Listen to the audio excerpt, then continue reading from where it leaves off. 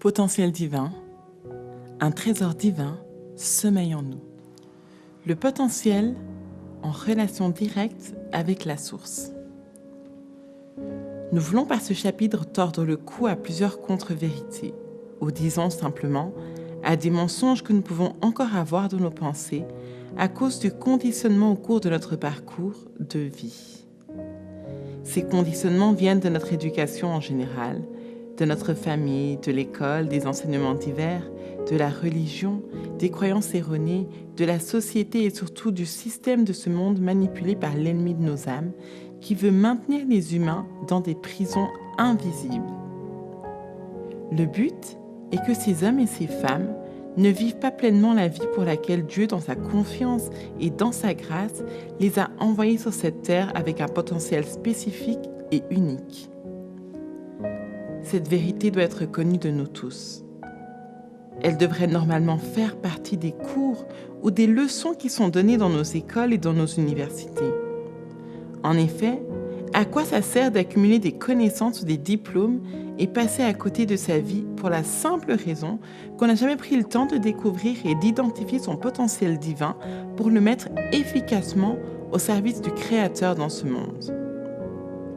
La vie prend réellement un sens quand nous commençons par nous poser directement ce type de questions et surtout quand nous leur apportons des réponses concrètes. Pourquoi suis-je sur la terre? Que suis-je venu faire ici? Y a-t-il un objectif à atteindre pour moi? Ai-je commencé à accomplir le plan de Dieu pour ma vie sur cette terre? Nous devons alors comprendre et prendre conscience, une fois pour toutes, que le potentiel divin n'a rien à voir avec l'éducation familiale, scolaire, académique, universitaire ou professionnelle. Le potentiel n'a rien à voir non plus avec les diplômes. Si cela était le cas, les personnes qui ont accumulé beaucoup de diplômes universitaires devraient être normalement les personnes les plus heureuses, épanouies et accomplies dans le monde. Mais hélas, ce n'est pas auprès de cette catégorie de personnes qu'on trouve les gens les plus heureux sur la Terre. De plus, comme nous le verrons plus loin, dans un chapitre concernant la manifestation du potentiel dans la vie d'Adam, nous avons identifié très clairement qu'Adam n'avait besoin d'aucun diplôme universitaire avant de jouer pleinement le rôle de gestionnaire de toute la création comme Dieu le lui avait confié. Seul le potentiel divin disposait Adam à tenir devant cette lourde charge et à accomplir sa mission de vie. Le potentiel divin n'a rien à voir avec la religion, la culture, la tradition ou une zone géographique donnée. Tout ce que Dieu fait est bon. Et Dieu, dans sa fidélité et dans sa justice, n'a privilégié personne par rapport aux autres. Les Écritures sont claires à ce sujet. Dieu ne fait exception de personne. Acte 10, verset 34. Donc, il n'y a aucune excuse à donner par rapport à notre lieu d'origine ou notre culture de base. Ce qui est important, et cette vérité doit gouverner notre nouvelle existence, c'est qu'à partir du moment où nous avons reçu Christ dans notre vie, les choses anciennes sont passées. Toutes choses sont devenues nouvelles. Christ, dans notre vie, restitue et restaure totalement notre potentiel comme Dieu l'avait mis en nous avant que nous n'arrivions sur terre. Si quelqu'un est en Christ, il est une nouvelle créature. Les choses anciennes sont passées. Voici toutes choses sont devenues nouvelles. 2 Corinthiens 5, verset 17.